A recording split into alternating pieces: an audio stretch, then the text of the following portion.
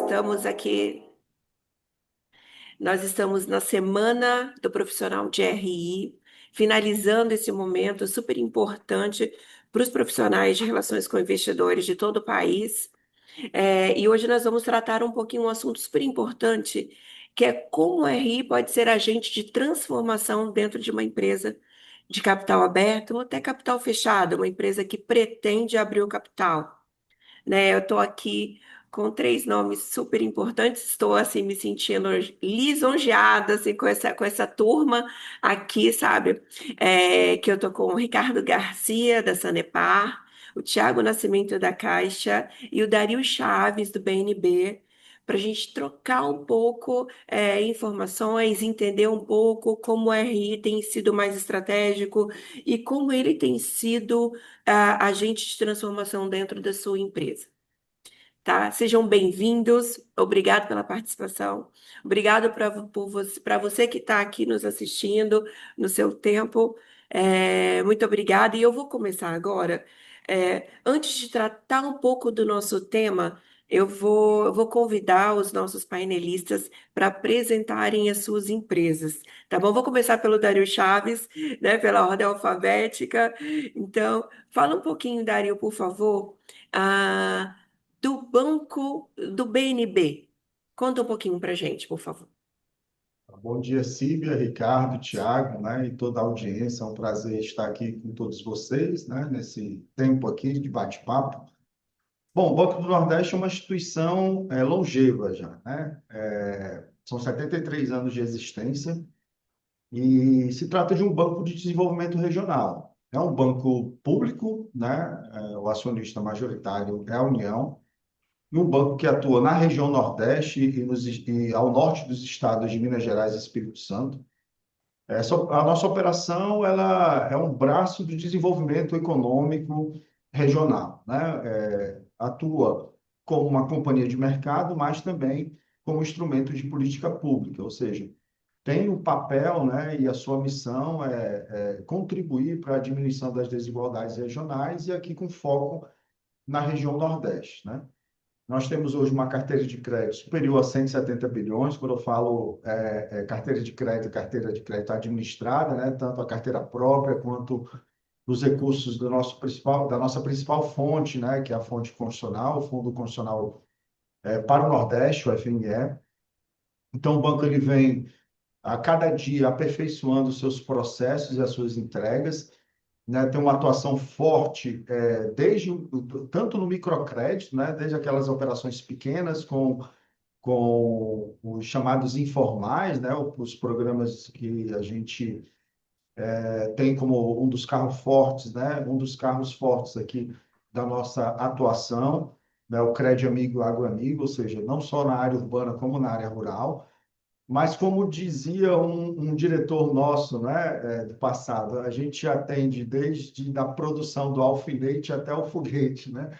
É uma brincadeira interna aqui, mas, ou seja, a atuação do banco ela vai desde o micro até os grandes projetos estruturantes, né? Então, a operação ela tem se aperfeiçoado, os resultados eles têm sido consistentes, então temos entregado aquilo que é necessário em termos de desenvolvimento econômico regional e social também, mas também entregamos resultados financeiros consistentes para que a operação ela rode, né, sendo sustentável financeiramente, né? Então, é um pouco disso que eu queria trazer aí do Banco do Nordeste para vocês hoje, tá? Dario, só me conta uma coisa. O BNB ele é listado há quantos anos? Pronto, ele é listado há mais ou menos 30, um pouco mais de 30 anos, né? Com a Constituição Federal. Então, assim, a gente é companhia aberta desde esse momento, junto com o Banco da Amazônia também. Tá joia. Agora eu vou passar a fala para o Ricardo para falar um pouquinho da Sanepar. Bom dia, Síbia, Tiago, Dario. Bom dia a todos os participantes aqui desse evento. Meu nome é Ricardo, eu sou gerente de relações com investidores da Sanepar. A Sanepar ela é a empresa de saneamento básico do estado do Paraná. É uma empresa de praticamente 63 anos. A gente atua em 345 cidades, sendo uma cidade em Santa Catarina. A companhia ela já é universalizada em água, em abastecimento de água há mais de 15 anos. A grande busca que a gente está fazendo agora é a universalização do esgoto. A previsão é que isso ocorra aí nos próximos 6, 7 anos. E passando daí para a área de RI mesmo, né, a companhia ela é aberta desde 2000. Então, naquele primeiro momento, a gente passou a negociar nossas ações na Soma, que era uma bolsa bem pequenininha que existia no Rio de Janeiro, né? Depois houve uma série de incorporações e a gente passou a negociar as ações na Bovespa logo em seguida.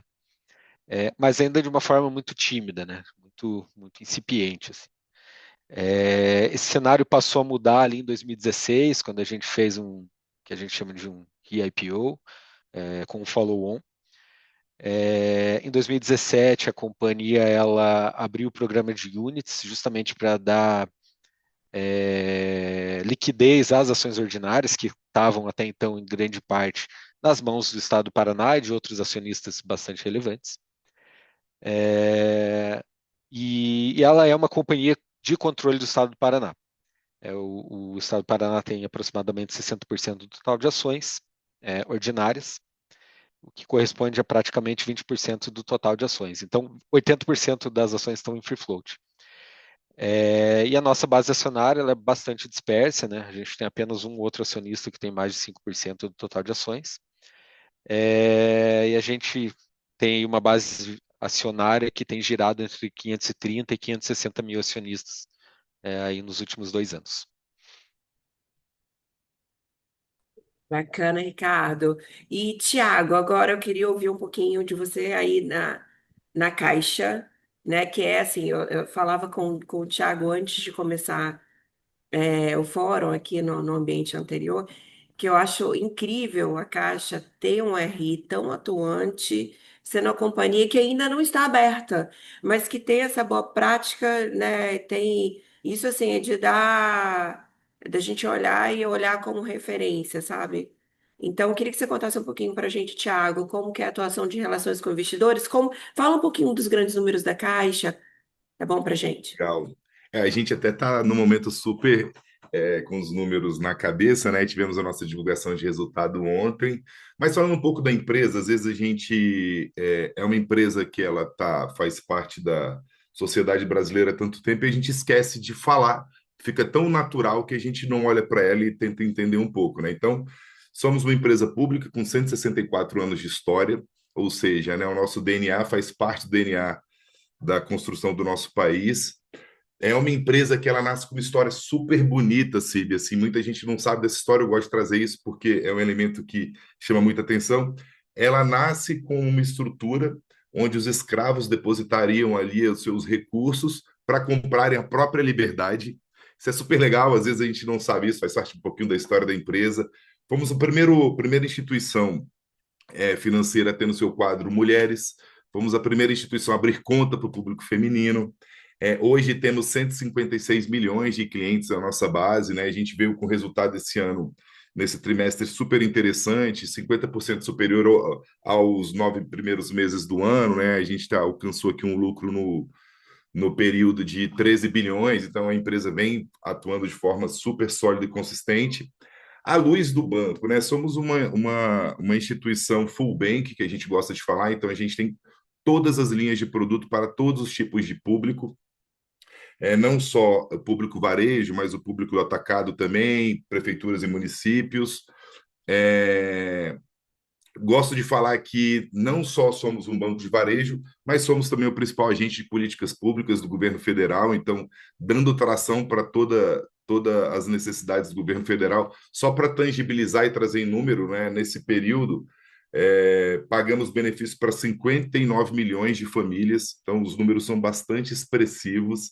Somos o maior agente de inclusão financeira do mercado, líder absoluto em habitação.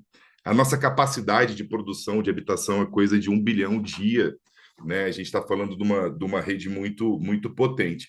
E aí, trazendo um pouquinho do que você falou, né? Somos uma empresa pública, fechada, mas já de 5 anos para cá a gente decidiu que a gente ia adotar as melhores e as boas práticas de mercado, do novo mercado para dentro da corporação.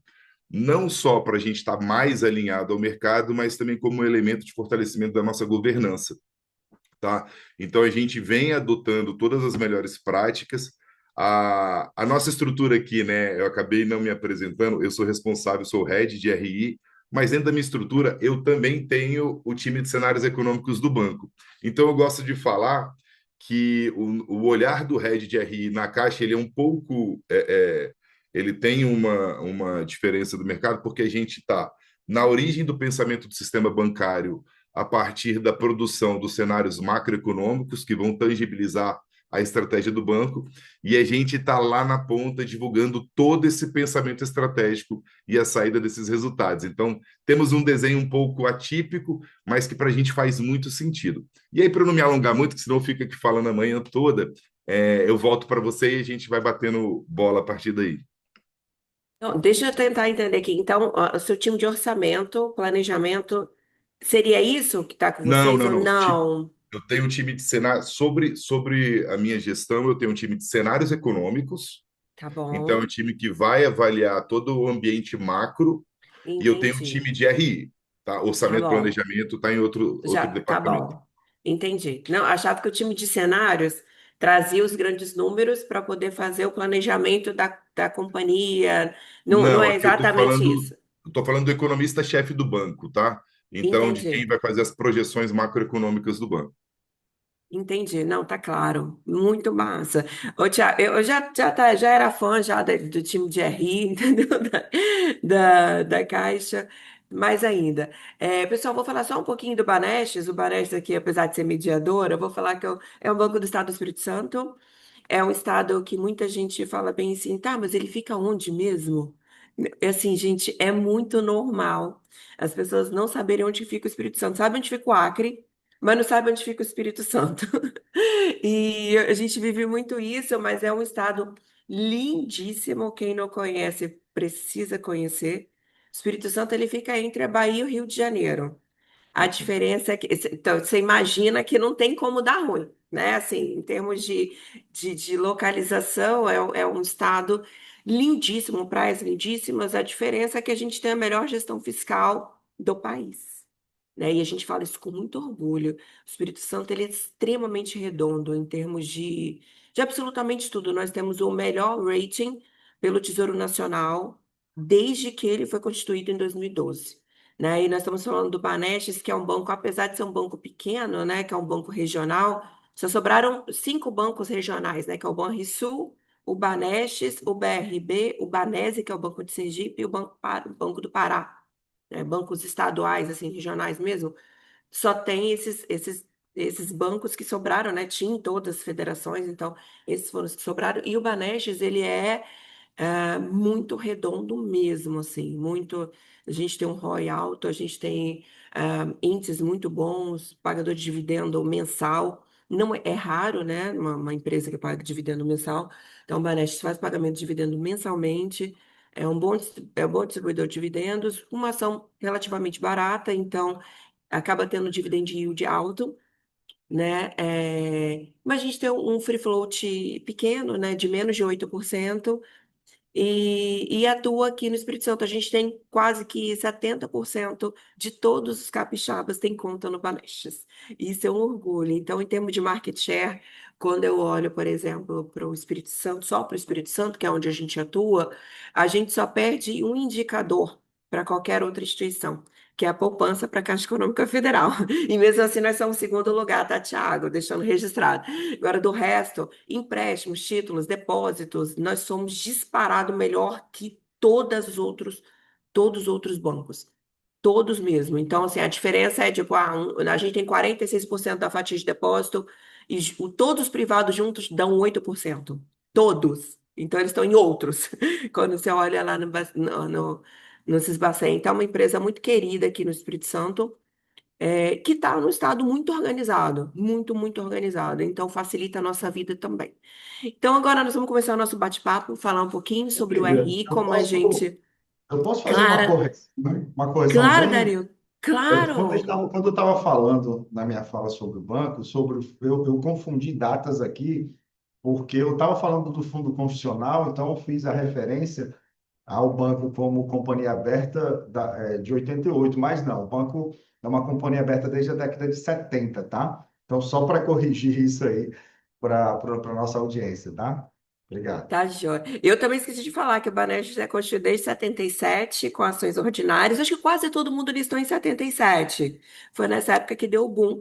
E a gente fez o IPO das preferenciais só em 2008, que também foi um período de boom das preferenciais, que todo mundo só tinha ordinária, né? Bacana, Dario. Então, vou começar aqui dizendo o seguinte, que a transformação aconteceu aqui nas empresas, o RI, ele passou realmente de ser aquele reportador de números, né? Que divulga o número lá via fact sheet para as Elis, apresentação de resultado, deixou de ser aquele que só entrega lá o ITR junto lá com a contabilidade, para ser aquele que traz estratégia. Né? Ele está começando, ele está sendo muito mais ativo, né? Trazendo um capital intangível mesmo, se apresentando mais nos conselhos, está trazendo, está focando mais na influência e na estratégia. Então, isso tem acontecido, a gente tem sentido uma questão natural, inclusive até nos temas de SG, que ganhou muita força. A gente não vai tratar nesse fórum, mas o SG ele veio muito para o RI, e o RI tomou conta disso, assim, na maior parte das empresas, e ganhou mais força ainda. Então, ah, queria começar com umas perguntas para vocês sobre perguntas específicas para vocês tratarem um pouquinho de como que tem sido na sua empresa. Vou começar aqui com o Dario, aproveitando que a gente falou agora, Dario, sobre gestão de crise e transformação. Queria saber o seguinte: em momentos de grandes mudanças, né, uma fusão, uma reestruturação ou uma crise de reputação, a gente viu o que aconteceu com o BRB há pouquíssimo tempo, é uma complicação para o RI, né? A gente está, obviamente, todo mundo viu, por isso que eu estou citando. Então, é uma coisa assim que surge, que acontece, aconteceu conosco aqui no Banestes, depois eu vou até participar um pouco com vocês sobre isso, mas eu queria saber que o RI ele tende a ser reativo, né? Como que o RI pode liderar essa narrativa nesses momentos, em vez de ser apenas um gerenciador de controle de danos? Como que o RI pode deixar de ser aquele reativo para ser um proativo sabe, e diminuir, não fazer a empresa perder o seu valor justo? Porque no fim do dia, o que que o RI faz? Ele quer que o mercado conheça o valor justo da companhia, com clareza, com transparência, né? Então, de que forma, no momento de crise, a gente pode não ser só reativo, Dario? Passa a bola para você.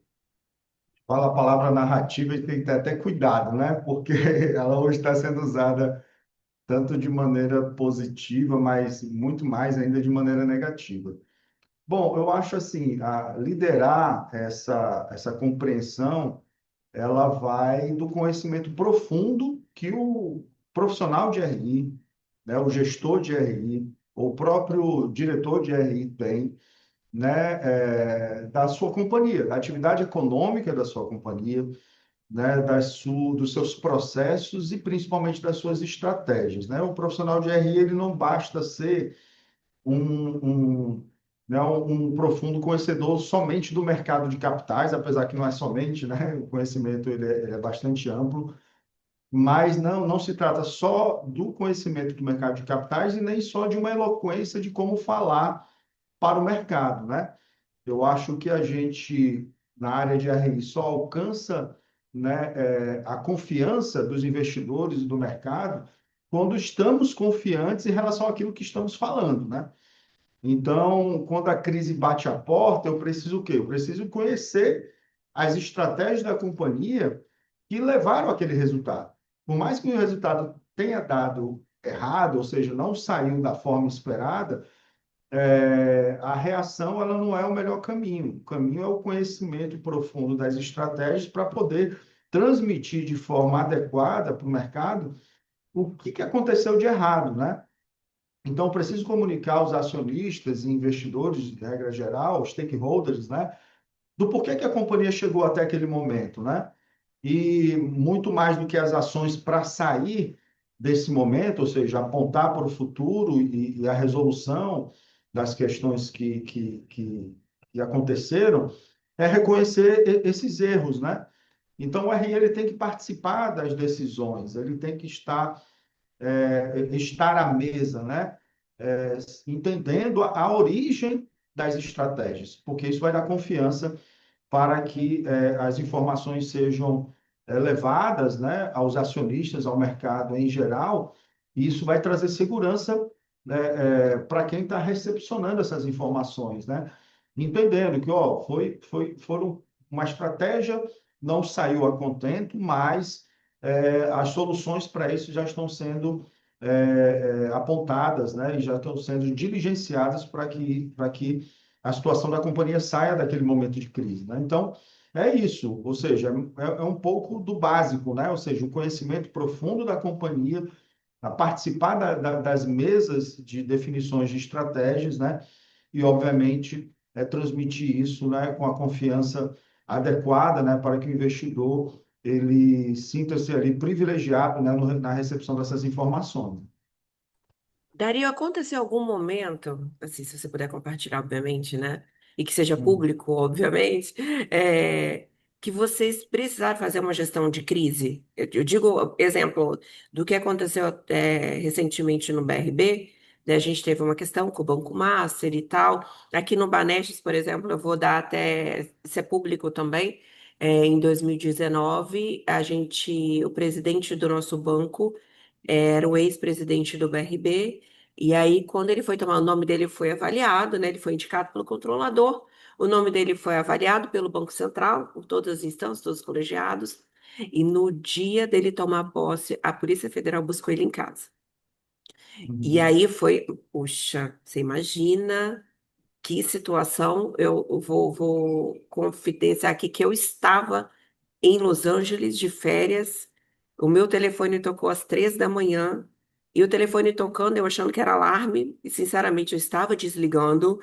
E aí, quando eu olhei para o telefone, era o meu estagiário, que tinha chegado antecipadamente e que já estava com o fato relevante pronto, e dizendo: pelo amor de Deus, preciso que você valide para eu subir para a diretoria, né? Porque o RI tinha que tomar uma decisão antes da bolsa abrir. Estou falando assim, uma crise máxima, né? Quando você chega numa situação de que, nossa, até provar que aquele diretor não tinha algum problema, enfim, a gente precisou tomar uma decisão rápida. Então a gente entregou para o mercado uma renúncia imediata, um outro nome imediato, a gente teve uma posição muito rápida e eu vou te falar que não foi simples, porque como eu estava 6 horas, eu tinha um fuso horário de 6 horas de distância, porque eu estava em outro país, né, num outro momento, enfim. E a gente conseguiu dar uma resposta rápida. Talvez podia ter algum ajuste, sempre tem.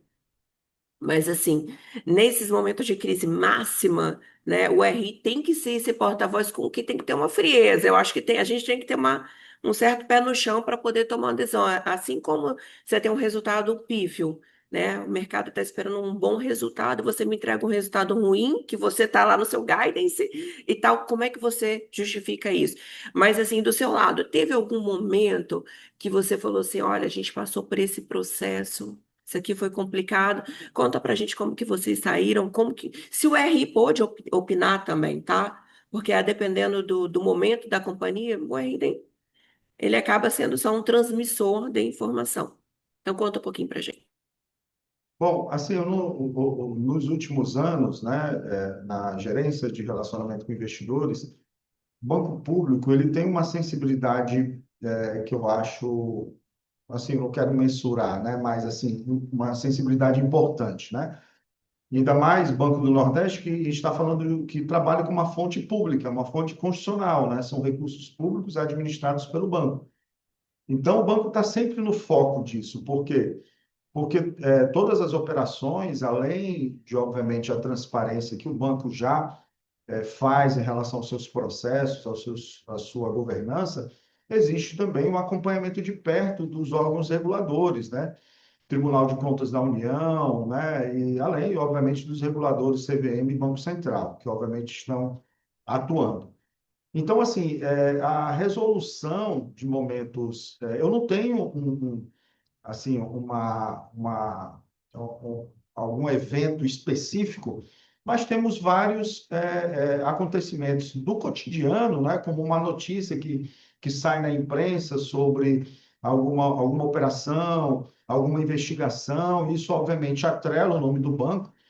Então, nós aqui internamente temos um grupo, né, que atua em conjunto, que envolve jurídico, que envolve auditoria, que envolve comunicação e que envolve, obviamente, as áreas de negócio. Então, assim, esse acompanhamento é feito muito de perto, né, o acompanhamento do clipping diário de notícias, né? Então, as notícias eventualmente que saem, né, com informações, né, de operações ou de investigações, a atuação ela é imediata, né? O grupo ele se reúne de maneira imediata. E a gente tem promovido internamente um entendimento dessas áreas, da importância do profissional de relacionamento com investidores, que traz esse olhar do mercado, que traz o olhar da regulação da CVM. Então, a gente tem sempre participado efetivamente dessas decisões, né? E buscando agir, obviamente, tempestivamente, rapidamente, né? Ou seja, e explicar, né? Porque muitos, quando sai uma notícia, às vezes ela sai permeada de informações que levam a incompreensão de quem está lendo, né? Então, separar as responsabilidades do banco, por muitas vezes, às vezes sai uma notícia de imprensa que, na realidade, de uma investigação, por muitas vezes, como foi recentemente, o próprio banco que pediu a investigação, né? Então, eu acho que essa atuação conjunta dessas áreas estratégicas é que traz aí a solução imediata, né, o reporte imediato, esclarecendo e, obviamente, dando transparência né, à nossa atuação. Então, vocês têm um comitê de crise, né? Tipo, seria isso, assim, Isso. com várias. É Eu acho que quase. 24/7, né, Silvia? Assim, porque a qualquer momento a gente sempre tem que estar preparado. Sim, é bem legal ter esse comitê de crise. Acho que toda companhia, acho que se não tem, deveria ter, porque realmente ter um jurídico nos dando suporte, ter outras áreas, né, são importantes para um momento de crise. Agora eu vou passar a pergunta para o Ricardo. Ricardo, eu queria saber o seguinte: o RI é a principal ponte entre a empresa e o mercado de capitais. Como vocês usam o feedback dos investidores para influenciar ativamente decisões internas, desde a alocação de capital até a inovação de produtos? Você tem algum exemplo prático desse tema? Assim, alguma coisa que vocês ouvem no mercado, o acionista pede, ou o acionista entra em contato, ou mesmo quando vocês respondem uma pesquisa, né? Porque às vezes o RI acaba que ele recebe todas as informações. Eu aqui, por exemplo, aconteceu um caso que a gente recebeu uma pesquisa, a gente respondeu a pesquisa, e quando saiu a pesquisa, eu falei, nossa, a gente está muito ruim nesse tema. E eu só descobri porque quando eu respondi, né, eu colhi as informações das áreas, especificamente desse tema, eu falei, caramba, a gente não está bem. Quer dizer, o que o mercado quer que a gente tenha, a gente não tem, né?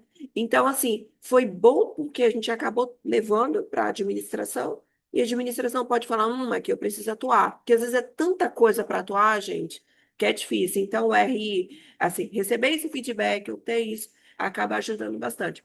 Você poderia nos contar um pouquinho aí como que tem sido a alocação, para vocês aí, dessas decisões internas, como esse feedback tem auxiliado? Claro, com certeza. Bem, acho que por definição, né, o RI das companhias, ele é essa interface, né, entre mercado e companhia. Até eu achei bem interessante no evento que teve na terça-feira, né, na discussão que teve na terça-feira, com a Aline da Pets e a Andréia aqui da CEMIG, elas citaram um ponto que eu achei bem interessante, né, elas falaram que o RI é um tradutor das ânsias do mercado, né, para dentro da companhia. Então, isso tem tudo a ver com o que é o feedback, né? Muitas vezes a gente recebe reclamações de uma forma muito, muito direta, e eu acho que isso é positivo, né? Porque os acionistas, os analistas de fundos aí, eles demonstram, quando eles fazem esses feedbacks bastante diretos, bastante brutais por vezes, né, me mostra que eles confiam no RI da companhia. E confiam que o RI da companhia vai levar essa ânsia deles para quem tem o poder de tomada de decisão dentro do mercado, da companhia. Então é isso, né? O RI é o termômetro, é o radar da empresa, né, em relação a isso.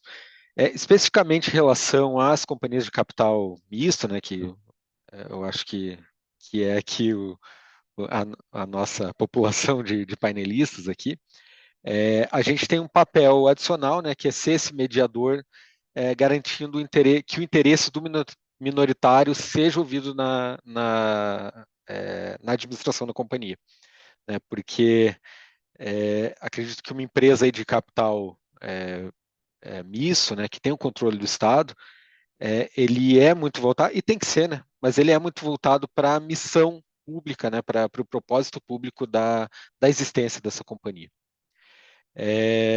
Mas assim, acredito que no passado, né, o que a gente tem visto, especialmente aqui na Sanepar, que há um pedido muito recorrente, né, para que a companhia ela tenha uma atuação forte junto ao regulador da área de saneamento, né?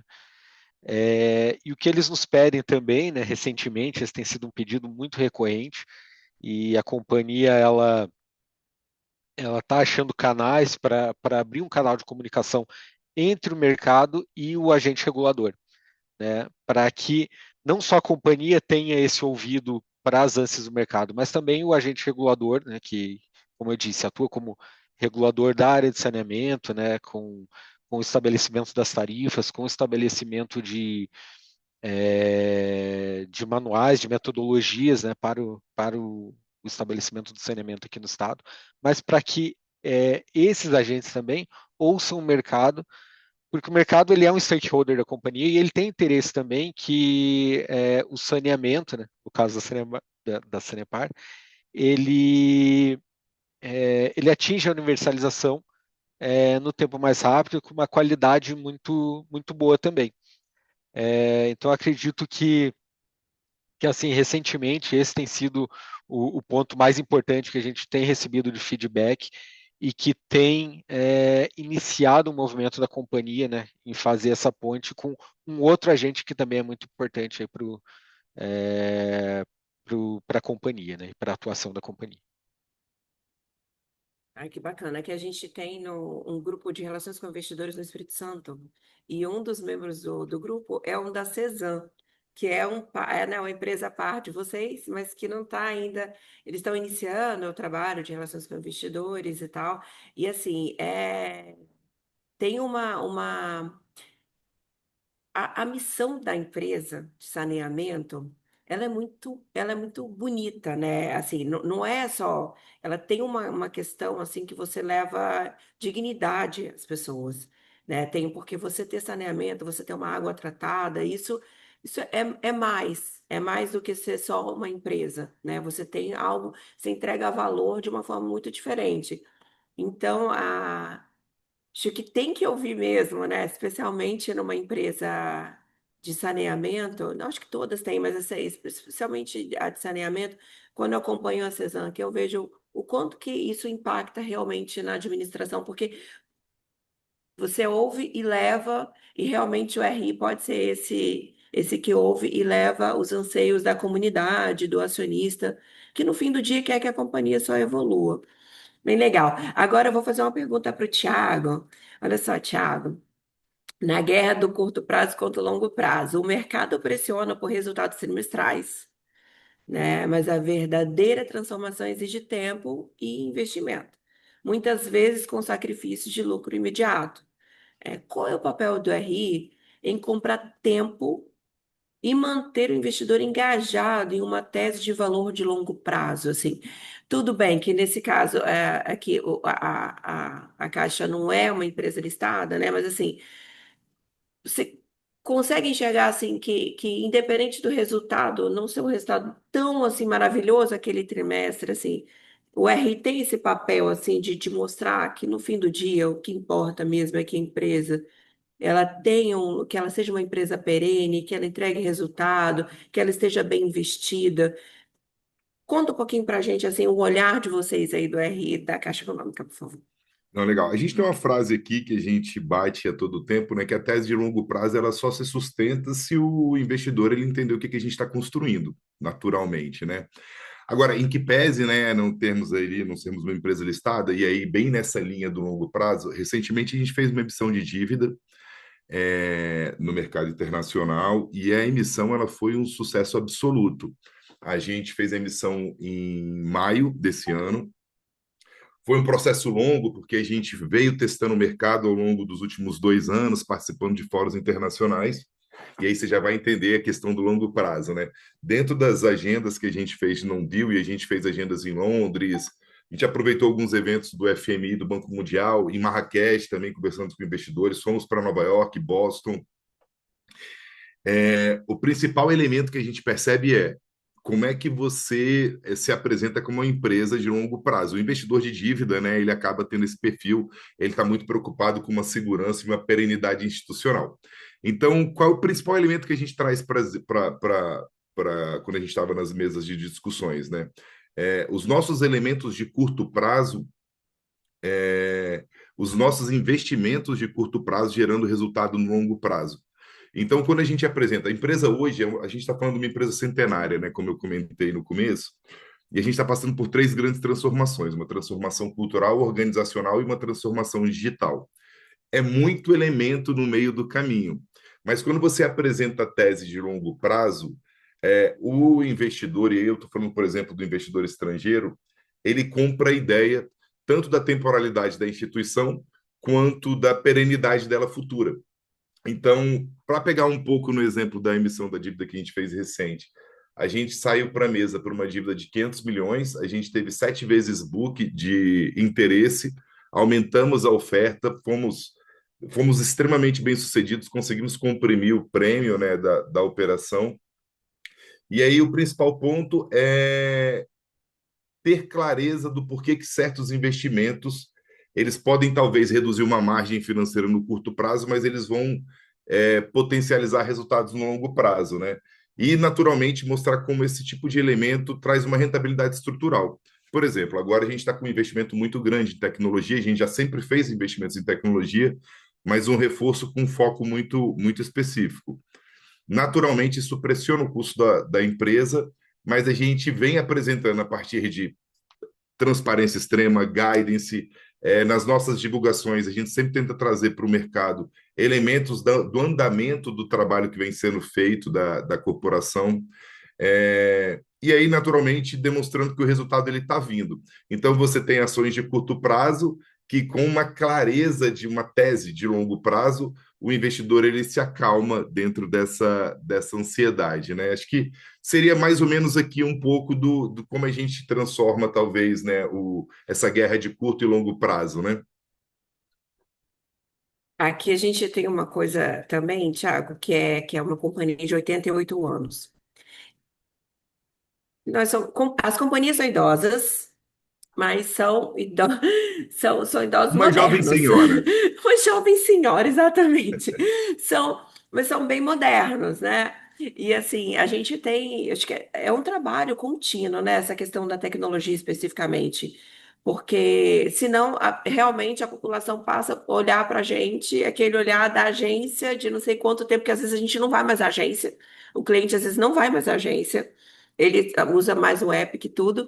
E ele continua tendo o olhar daquele momento da agência que ele aguardava na fila. Ele diz, lá no banco, pô, demora pra caramba o atendimento, mas porque ele tá com aquela lembrança do momento de caixa e tal. E aí, hoje eu vejo assim que a Caixa Econômica, eu olhando de fora, né? Porque eu já tive uma conta na Caixa Econômica para fazer meu crédito imobiliário. Vamos Não reativar tenho. essa conta, hein? Não temos, mas é que a gente tem um crédito imobiliário muito forte do Vanessa, porque a gente é, como eu te falei, nós somos o segundo captador de poupança, então a gente acaba sobrando bastante, a gente é bem competitivo. Mas à época, lá atrás, eu tinha uma conta, na Caixa Econômica, aí, assim, a gente tinha, eu percebo a mudança daquele período para agora, né? É uma transformação o tempo todo.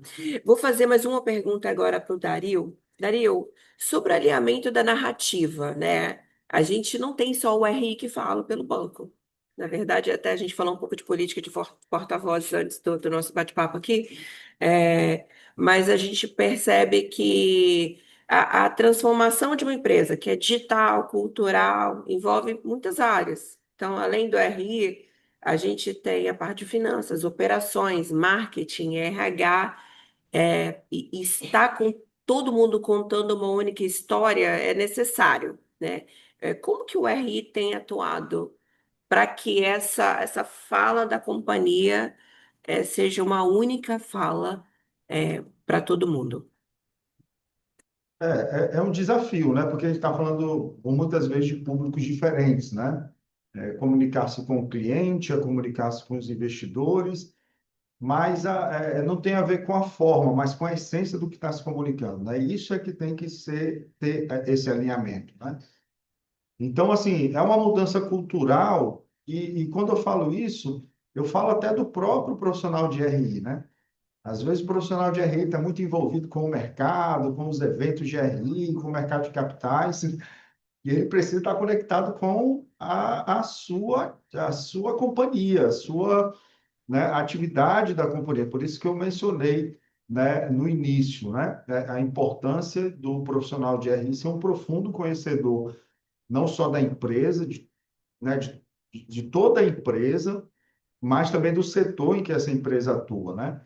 Então, ter o cuidado, né, de não ter essa desconexão do que se comunica para o mercado e da atuação de comunicação e marketing da companhia, né? Então, essa proximidade, ela é muito importante, né? A comunicação do RI, o RI tem que fazer parte disso também, não só das lives de resultados, né? Não só da promoção do Dia do Investidor, né? Ele precisa também entender as estratégias que estão sendo usadas na comunicação, o que está se querendo transmitir na divulgação de produtos e serviços da companhia. É um desafio, porque a dinâmica da rotina do dia a dia, né? Nem sempre, né, as decisões vão ser tomadas em conjunto, mas eu acho que o planejamento é a essência de tudo, ou seja, essas unidades, né, que fazem a companhia estarem planejando, né, um plano de comunicação para ser trabalhado durante, né, o exercício, né?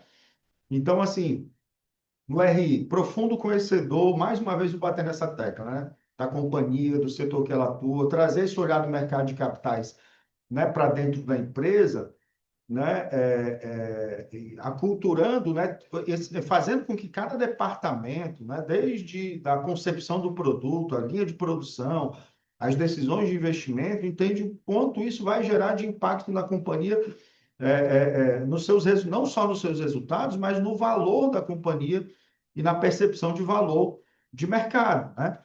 Ou seja, o que vai fazer com que os investidores queiram fazer parte da companhia, né? Comprando suas ações, comprando, né, produtos de dívida, por exemplo, né? Então, isso é muito importante. Então, o profissional de RI, ele só vai ser, né, ponte interna e externa, né? Só vai conseguir trazer para dentro e levar para fora quando ele entender todo esse caminho, estar presente em todas essas etapas, né? E aí ele vai ter, com certeza, todas as ferramentas ou as informações necessárias para transmitir uma história única, né? Como você perguntou, né? Coesão, né? Então, eu acho que esses são os elementos importantes. É um trabalho hercúleo, né? Mas não se pode desistir. É isso, é persistir, né? E Daria, vocês têm alguma ação, assim, aqui, eu falo pelo Banespa, a gente tem um momento que o RI conversa com o funcionário, que é no onboard. E aí eu acho que, inclusive, talvez é pouco, né? A gente fala via redes sociais, como eu tinha dito, a gente tem um canal que chama Simplificação, que ele é divulgado não só no LinkedIn, como no Instagram, em todas as redes sociais, a gente faz um trabalho no YouTube e tudo mais. Assim, o momento de conversa com o nosso colega, a gente acaba tendo só no onboard.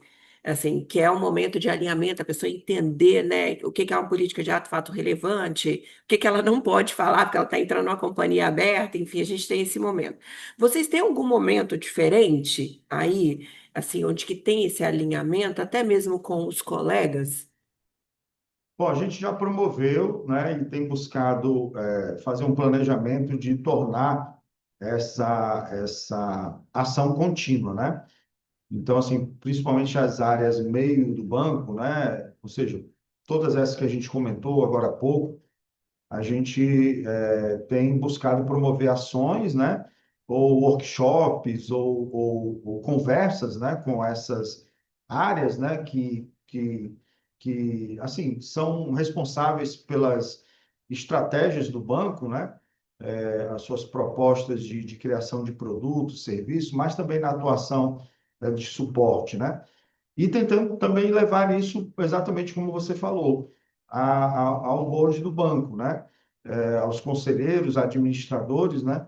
De forma contínua. Então, a gente tem buscado criar calendários, buscando uma assessoria jurídica também que dê esse suporte, né? Uma jurídica especializada em mercado de capitais.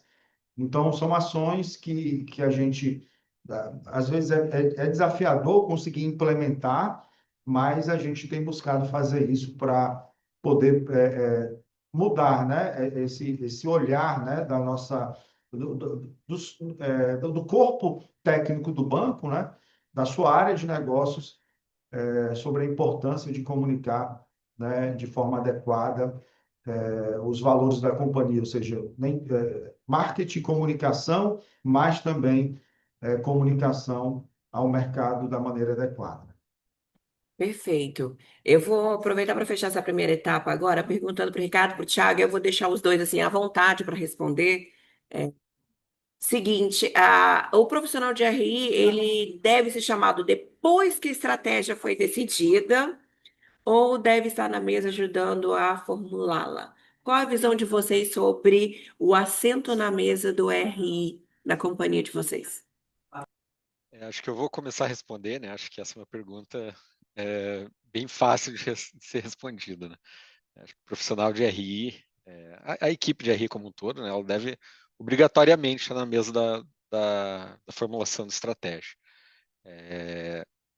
O caso contrário, né? Só comunicar seria assim um erro gigante, né? Porque ignoraria uma percepção que o RI tem prévia, né? De como o mercado vai recepcionar, vai reagir a estratégia ou qualquer outra definição importante aí.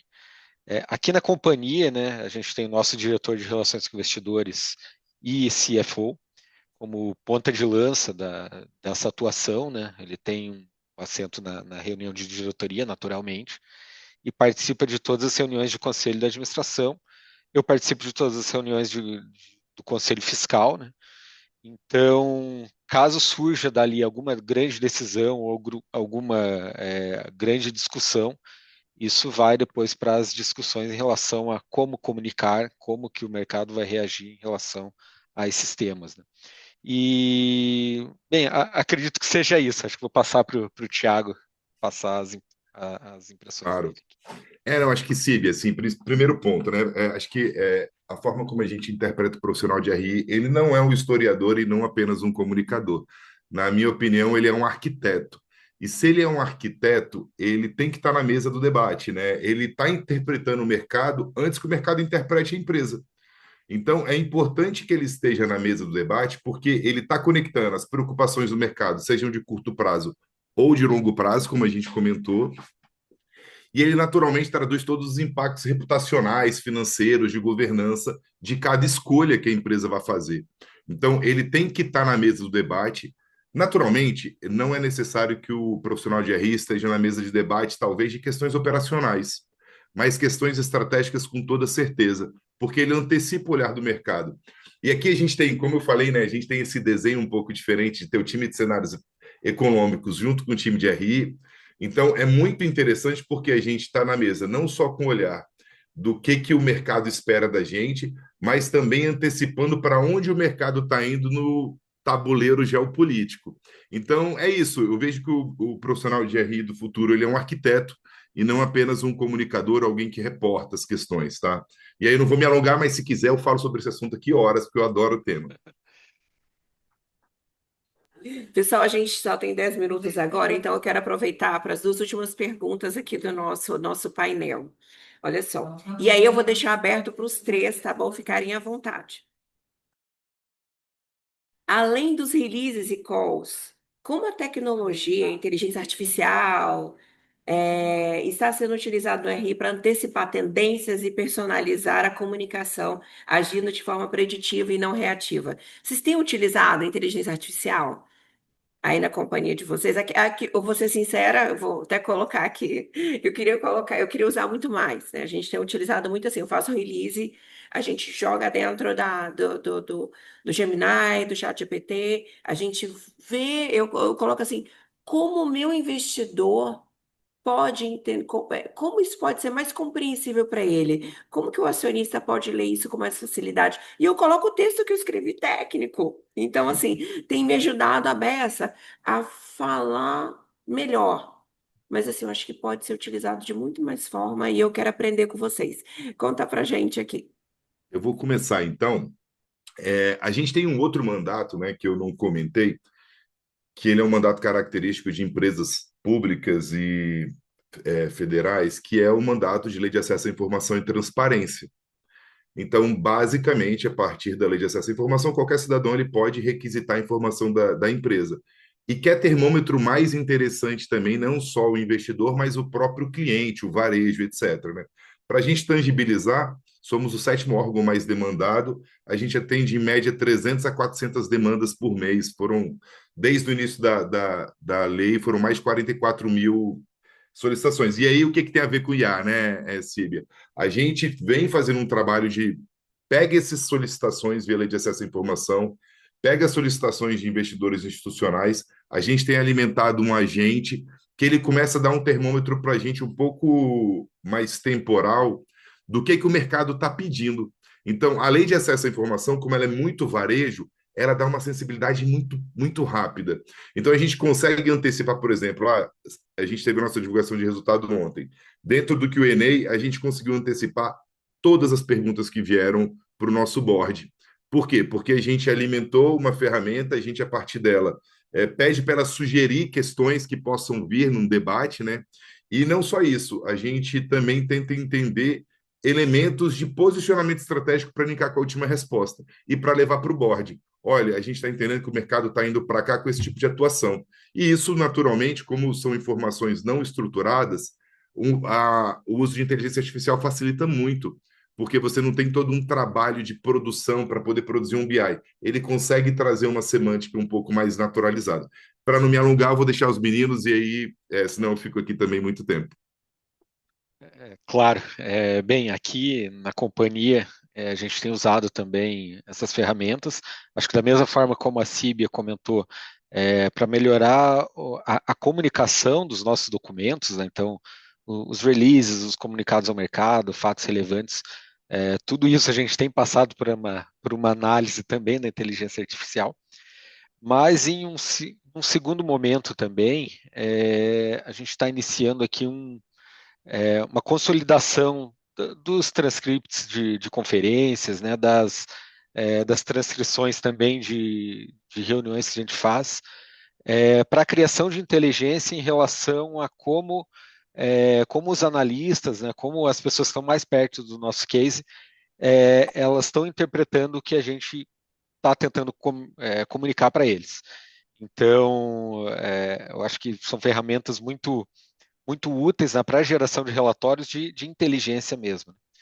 E um outro ponto também, acho que aquelas ferramentas, né, de IRM, por exemplo, elas estão cada vez melhores, né? E a adição da inteligência artificial nessas ferramentas tem um potencial gigantesco, assim, também de construção de inteligência, de prever potenciais movimentos do mercado, né, de investidores ativistas no momento de assembleias, mas também do sentimento do mercado mesmo em relação à companhia. Então, acho que esses são os principais movimentos aí que a gente tem percebido e tem atuado com a utilização da inteligência artificial. Bom, para ser bem objetivo, dado o tempo, a gente está ainda numa fase anterior, tá? A gente está olhando primeiramente para os nossos processos, né? Para as nossas atividades internas, né? Ou seja, a disponibilização de informações, né? E dados. Então, a gente tem reestruturado isso, primeiramente, para poder até servir de insumo, né? Para aquilo que a gente pode entregar melhor para o mercado, para os nossos acionistas, né? Então, é um trabalho ainda inicial, mas que deve gerar resultados positivos, né? E uma melhora na comunicação e na produção de material aí para o mercado, tá? Tá, joia. E agora nós vamos para a pergunta de 1 milhão, tá? Essa é a pergunta final, nós temos 4 minutinhos, mas a pergunta é: se a companhia falhar, se o RI, desculpa, se o RI da companhia falhar em ser um agente de transformação e se mantiver apenas como reportador de resultados, o que que vocês acreditam que pode acontecer nos próximos 5 anos da companhia de vocês? Eu vou começar então. Foi o que eu falei, né? O mercado ele espera que a gente seja um arquiteto, né? Se a empresa ela não escutar o mercado e não entender as expectativas, seja de governança, sustentabilidade, inovação, transformação, naturalmente, o que a gente vai alcançar é talvez uma empresa mais cara de se financiar, um ambiente mais volátil, uma empresa mais vulnerável a crises e num ambiente hiperconectado. Não ser protagonista da gestão de crises é extremamente preocupante. Eu gosto até de falar, a gente tem um mantra aqui que ele perpassa 3 pilares, assim, né? Quando a gente fala da questão de crise: velocidade com responsabilidade, contexto estratégico e coerência institucional. Então, o mercado espera isso da gente. Se o RI não souber atuar, ele perde esses elementos. E se ele não for o comunicador, alguém o fará. E, em geral, de forma distorcida. Então, eu acho que aqui eu fecho e passo para os meninos. Bem, em relação, acho que a gente tem que trazer aqui uma visão a partir do ponto de vista de uma companhia de capital misto, né? Um grande risco seria o aumento da percepção da ingerência, né, que o controlador, no caso, governos, né, estariam agindo em detrimento de minoritários. Então, isso passa por toda a discussão que a gente teve hoje da questão da falha em construir uma narrativa de longo prazo, porque no final do dia tudo vai girar em relação à confiança, ao engajamento, para que a companhia tenha um valuation efetivamente justo, né? Então, acredito que, assim, em resumo, se a gente falhar em ser agente de transformação, a gente vai perceber um valuation erodido, digamos assim. Bom, eu esqueci de colocar meu Pix aí, a pergunta de 1 milhão, os colegas já se anteciparam. Boa, olha, eu também, então nesse caso eu também quero colocar o meu Pix. Bom, assim, eu acho que ele, assim, de forma complementar aqui, né? Não são 73 anos de história que vão garantir os próximos anos da companhia, né? Aí eu estou falando do nosso tempo de existência, né? Realmente, o conhecimento profundo da companhia, transmitir isso de forma adequada para o mercado, é o desafio constante, permanente, né? De todo profissional de relações com investidores. E isso é que vai ser determinante, né? Para que esse olhar, para que essa história, né, de existência, ela permaneça na mente dos investidores como algo não só relevante pelo que entregou no passado, mas também a confiança de que vai continuar entregando, né? Então, é esse o desafio. Tá joia, gente. Depois dessa conversa, assim, eu me sinto honrada primeiro por essa troca. A gente falta alguns segundos. Deixar aqui, assim, eu acho que é uma observação do que a gente teve de todo o nosso bate-papo, né? É que o RI, ele é, sim, a voz do mercado dentro da empresa. Ele precisa ser o arquiteto, da narrativa de longo prazo, como o Thiago falou tanto, tem que ser influenciador do capital, da alocação de capital e estratégia, e um promotor de transparência e melhoria de governança. Então, a gente viu isso aqui, né? E que de fato o RI ele pode impactar a empresa, né? Por meio da comunicação e por meio mesmo de estar sendo a voz do mercado dentro da empresa, conseguir trazer isso, né? E aí eu agradeço o privilégio que foi esse bate-papo da gente junto. É muito bacana ter empresas de sociedade de economia mistas assim juntos, engajadas. O grupo de estatais é um grupo muito forte, né? Dentro do IVRE é um grupo grande, forte, que se ajuda. E muito bom primeiro conhecer vocês, assim, pelo menos pela telinha, porque a gente acaba falando muito no grupo e às vezes não conhece, né, a pessoa, e foi para mim uma honra. Eu agradeço demais a participação de vocês e a gente encerra às 10 horas. Te agradece o IBRE pelo espaço também.